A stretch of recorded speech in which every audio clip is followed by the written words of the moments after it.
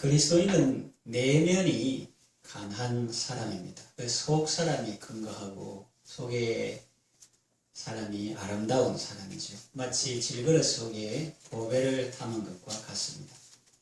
그렇다고 해서 하나님은 중심을 보신다, 이래서 외모를 일부러 추하게 하라는 의미는 아닙니다.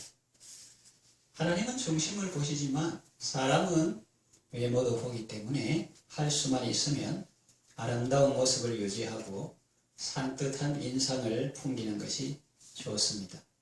다만 외모지상주의, 외모가 다다 하는 그런 것이 문제인 거죠. 그것은 자본주의의 폐단입니다. 한때 부동산 광풍이 불어서 빌딩을 몇 채나 소유하고 땅 사고 집 사고 또 그것을 되팔아서 자신만 배불리고 다른 사람과 후대 사람까지도 살기 어렵게 만드는 사람들은 재산 모으는 실력은 있어도 사람들의 존경은 받지 못합니다. 교회도 땅 사고 건물 짓는 데만 관심이 있고 한 영혼의 소중함에 대해서는 모른다면 칭송받을 수 없습니다. 가옥에 가옥을 연하며 토지에 토지를 연하여 이 땅에 홀로 거하게 하는 그들에게 화 있을진저, 성경은 말했습니다. 우리는 이 세상을 살아가면서 외부적인 것도 튼실해야 하지만 내면적인 것도 강화해야 합니다. 자, 그렇다면 우리가 내면을 강화하려면 어떻게 해야 할까요? 내면이 강한 그리스도인은 어떤 사람입니까? 첫째로 유명인이 되려고 스스로 노력하지 않는 사람입니다.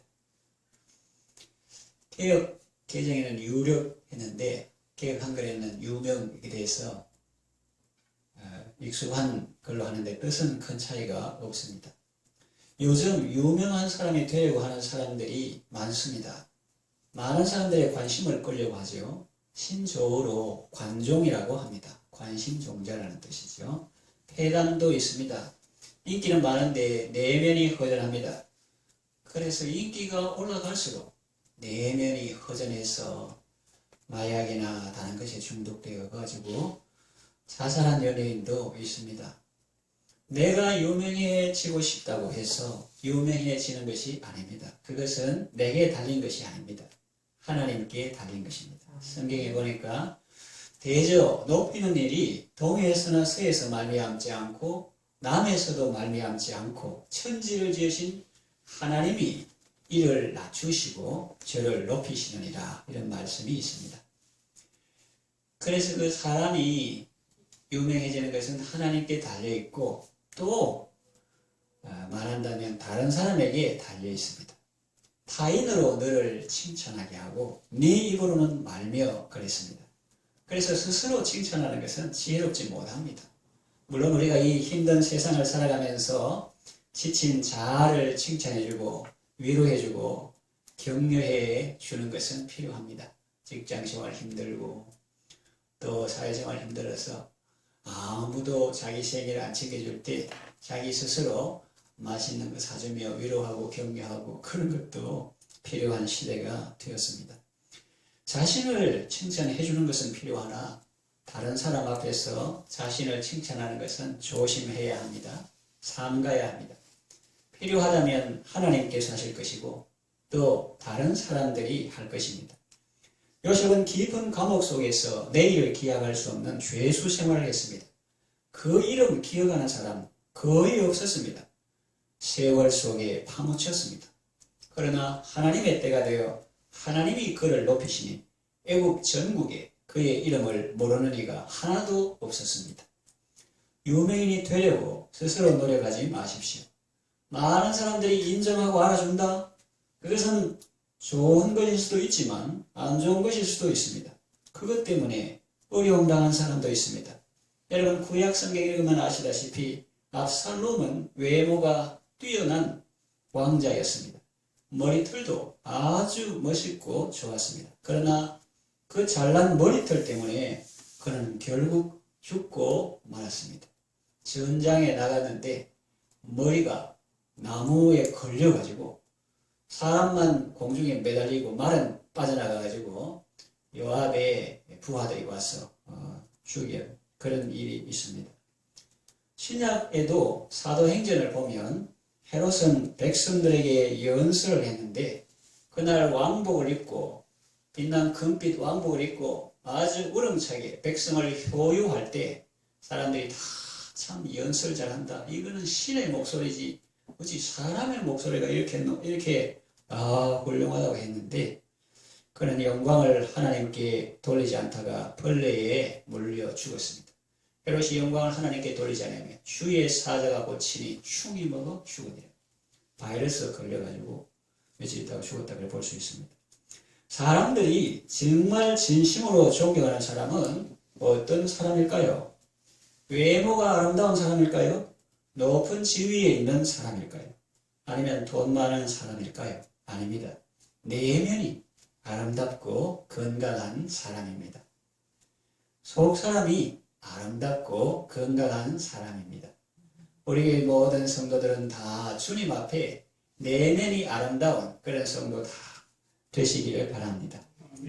그런 사람은 이기적인 사람이 아니라 이타적인 사람입니다.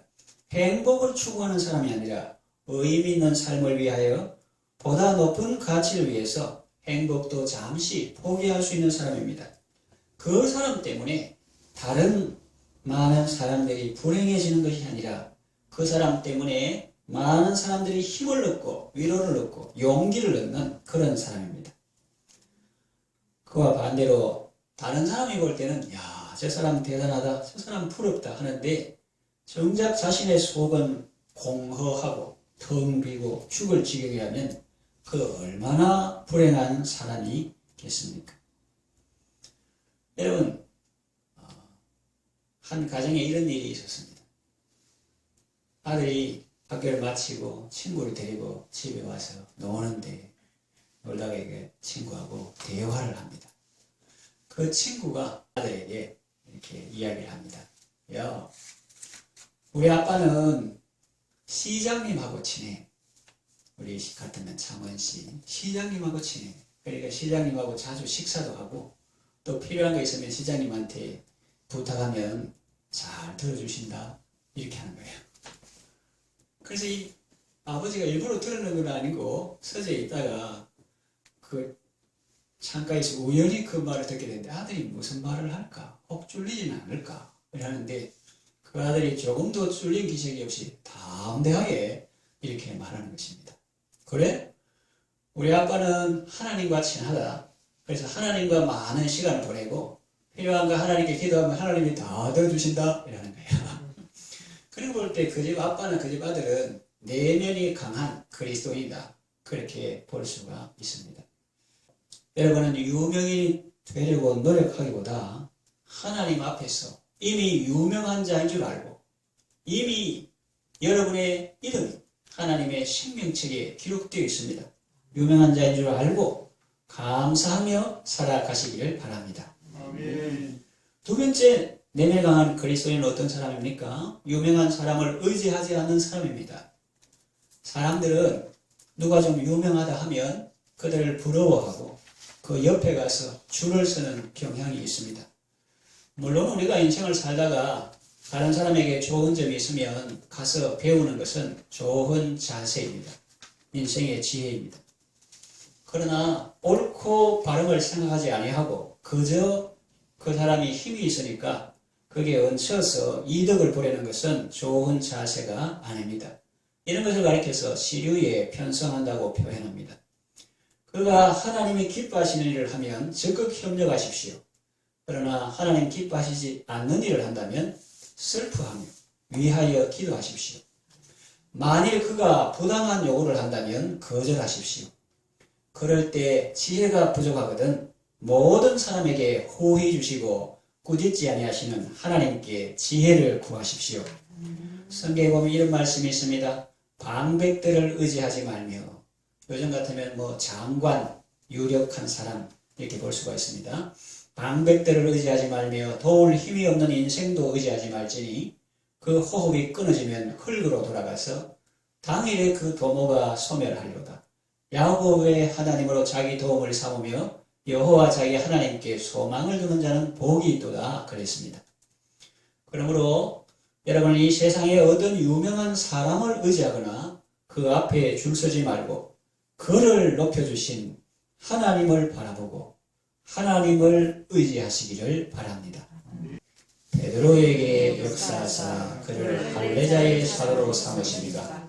또한 내게 역사하사 나를 이방인의 사도로 삼으셨나이다. 그렇습니다.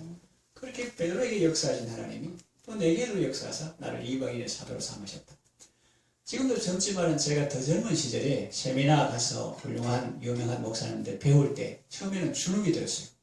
이야, 저분들은 금식 기도도 많이 하고 공부도 많이 하고 끊임없이 배우고 그렇게 주눅이 들었는데 어느 날부터는 평안함을 갖게 되었습니다.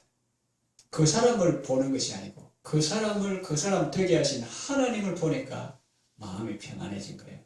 그러니까 저 사람은 저렇게 하신 분이 하나님인데 하나님께서 내게도 역사하시면 나도 하나님의 은혜를 입으면 저렇게 되겠다. 그런 마음을 가지고 평안함과 자유함을 얻게 되었습니다. 베드로를 할례자의 유대인의 전도자로 삼으신 하나님께서 사도 바울을 이방인의 전도자로 세우셨다 하는 것입니다.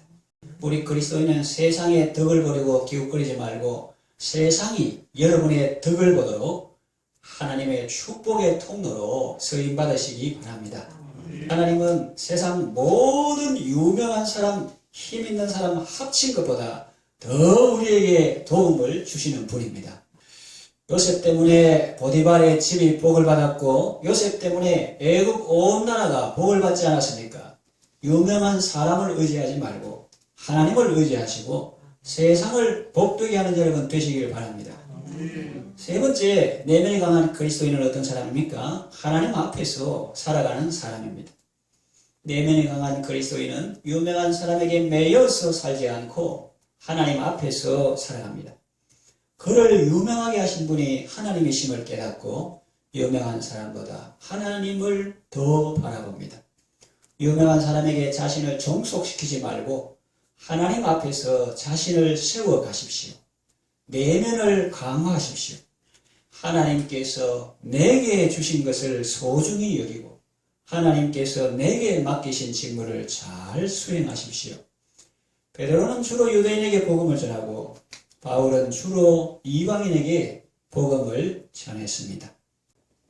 베드로는 베드로에게 주신 사명이 있고 바울은 바울에게 주신 사명이 있는 것입니다.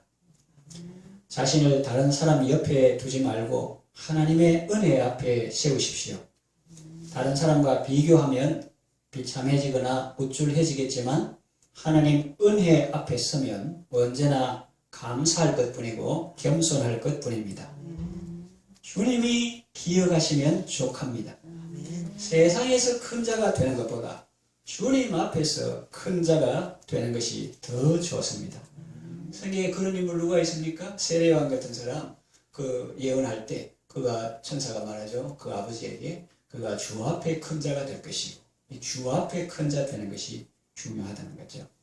세상에서 집권자, 권력자 되는 것보다 하나님 나라에서 섬기는 자가 되는 것이 더 좋습니다. 만물이 다 주에게서 나왔고 지금도 호흡하며 기도하고 있는 것도 주로 말미암아 사는 것이고 결국은 다 주에게로 돌아간다는 것입니다. 우리도 주에게서 나왔고 주로 말미암아 살고 있고 결국 주 앞에 서게 될 것입니다. 그래서 이 땅에서 하나님의 나라 백성으로 변동되지 진동되지 아니할 나라 백성으로서 살아가는 것이 얼마나 보람되고 가치 있는가 하는 것이죠.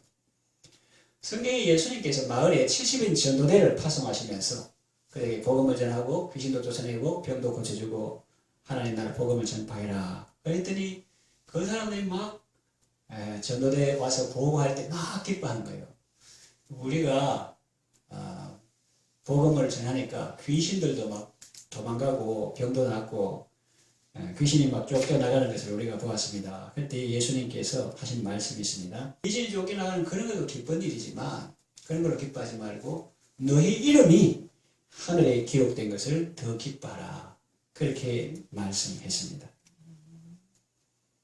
그리고 사도 바울은 우리에 대해서 말하기를 무명한 자 같으나 유명하고 그 이름 없는 사람 9시 뉴스도 나오고 뭐 신문에 헤드라인에 안 나오는 그런 사람 같지만은 무명한 자 같으나 유명하고 가장 중요한 하나님의 생명책에 그 이름이 기록되었다는 것이죠. 무명한 자 같으나 유명하고 가난한 자 같으나 부유하고 아무것도 없는 자 같으나 모든 것을 가진 자로다. 사도 바울이 그렇게 말했습니다. 그리고 우리가 부른 찬송가에도 세상 헛된 모든 영광 아침 안개 같지만 주의 자녀 받을 복은 영원 무궁하다고 했습니다. 하나님 앞에서 살아가는 삶이 지혜 있는 삶이요, 의미 있는 삶이요, 보람 있는 삶이요, 가치 있는 삶인 것입니다. 그러니 여러분, 이제 말씀을 정리하며 마칩니다. 여러분은 내면이 뭡니까? 내면의 핵심. 내면의 핵심은 우리가 이 보배를 질그릇에 가졌으니 보배로우신 주님이 우리의 내면의 핵심인 것입니다. 여러분은 예수님 때문에 아름다운 삶을 살 수 있습니다. 예수님 때문에 부족함이 없는 삶을 살 수가 있습니다. 예수님 모시고 참된 만족과 감사의 삶을 살아가시기를 바랍니다. 아멘.